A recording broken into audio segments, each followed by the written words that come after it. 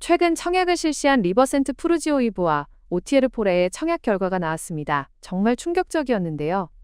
최저 가점은 모두 69점 이상이었습니다. 저는 대한민국 서울의 청약 가점이 69점 이상인 분들이 이렇게 많다는 사실에 다시 한번 놀랐습니다. 그렇다면 이런 결과는 왜 발생하였을까요? 무엇 때문에 이런 결과가 야기되었을까요? 저는 두 가지 원인으로 설명해 드리겠습니다. 첫 번째로 5월, 6월 급등한 서울의 주택가격입니다. 한국부동산원의 주간 통계를 보면 서울 평균 0.2%에서 0.43%까지 급등하는 것을 확인할 수 있습니다. 서울 집값의 급등은 한국부동산원 주택가격지수뿐만 아니라 여러 기사에도 보도되었습니다. 저 역시 관심단지를 눈여겨보았는데요. 일주일에 5천만 원씩 호가가 올라가더라고요.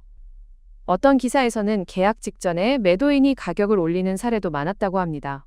이런 주택가격 급등 시기에 정부 역시 그냥 보고만 있지 않았겠지요. 정부에서 대책을 발표했습니다. 이것이 두 번째 원인이라고 생각합니다. 627 가계부채 관리 방안인데요. 주택담보대출의 상단을 6억 원으로 제한하는 것입니다. 심지어 이재명 대통령은 대출 규제가 맛보기라고 이야기하였는데 추가적인 대출 통제가 가능하다는 이야기로 들렸습니다.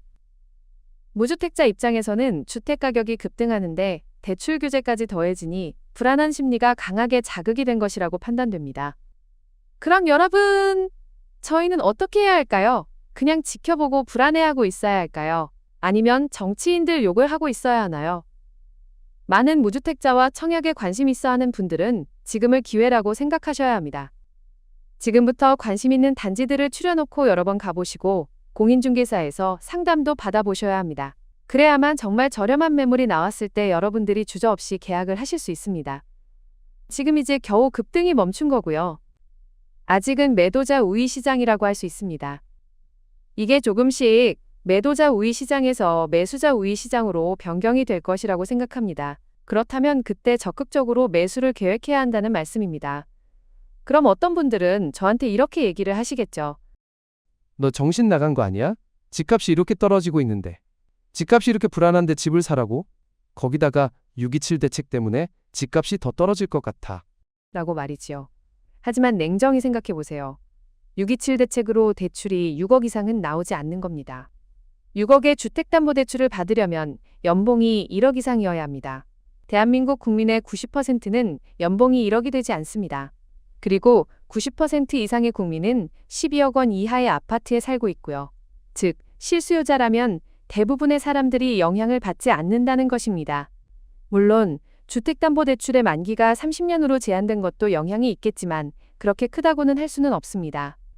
제가 드리는 말씀은 20억, 30억, 40억짜리 고가의 주택을 말씀드리는 게 아니라 90%의 대한민국 국민들이 살 수 있는 12억 이내의 주택을 말씀드리는 겁니다.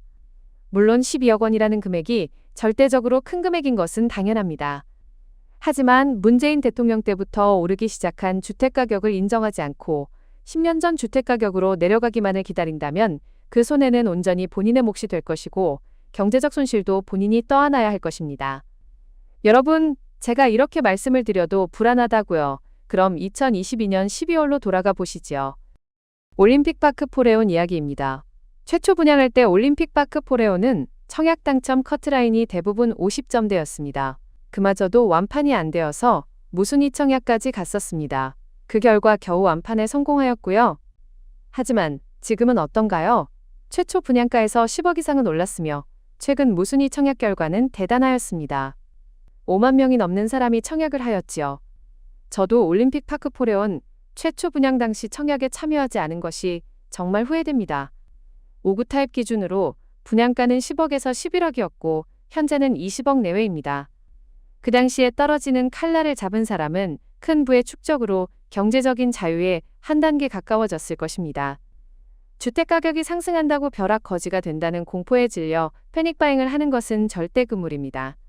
하지만 지금부터 관심 있는 주택을 관심 깊게 보고 있다가 철저한 매수자 우위 시장이 왔을 때 주택을 구매한다면 향후에 여러분들의 자산 증식에 많은 도움이 될 것입니다. 현재는 아직 매도자 우위 시장이지만 올 겨울이 다가오면서 분명히 매수자 우위 시장으로 변화할 것입니다. 그때가 되면 적어도 저의 구독자분들은 과감하게 실거주와 투자 두 마리의 토끼를 모두 잡을 수 있는 일거양득의 기회를 잡도록 지금부터 철저하게 준비하시기 바라며 다음에 더욱 재미있는 부동산 정보로 인사드리겠습니다. 감사합니다.